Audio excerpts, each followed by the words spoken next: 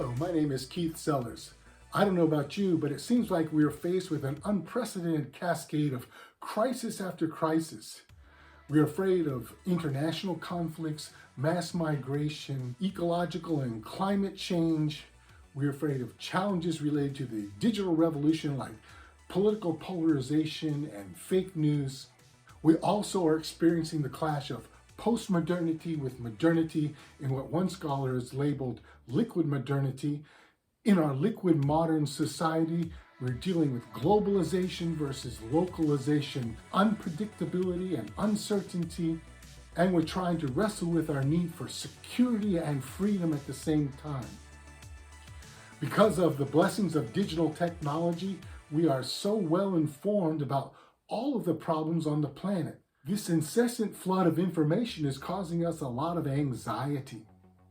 The blessing of the digital world is a taste of omniscience for which we cannot handle.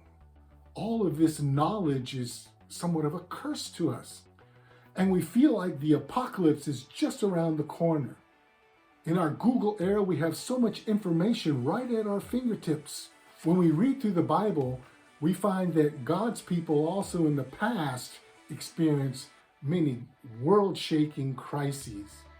One Old Testament scholar by the name of Christopher Wright tells us in his book, The Mission of God, Unlocking the Bible's Grand Narrative, that the scriptures were written during times of great crisis. Let me read to you a quote from page 48 of that book, The Mission of God by Christopher Wright. He says, referring to the texts of scripture, many of them emerged out of events or struggles or crises or conflicts in which the people of God engaged with the constantly changing and challenging task of articulating and living out their understanding of God's revelation and redemptive action in the world. In the very first book of the Bible, we find three big crises: the fall of humanity, the second one is the flood, and then the third is the Tower of Babel project. When Adam and Eve fell into sin, they brought sin and death into the world. And during the days of Noah, the world was so wicked that God felt that he had to judge the world with a global deluge to punish the world for its prolific violence. And then at the building of the Tower of Babel, God sent confusion and dispelled the project. The project was a manifestation of human pride and human rebellion against God's mandate to fill the earth.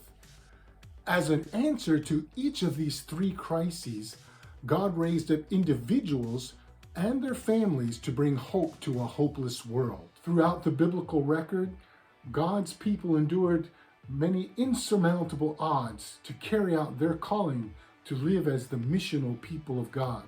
We must explore the scriptures to discover how He might lead us in these hard times. Check out my podcasts and reflections to give you wisdom to cope with the crises that we are facing and help you better live according to God's mission of global redemption.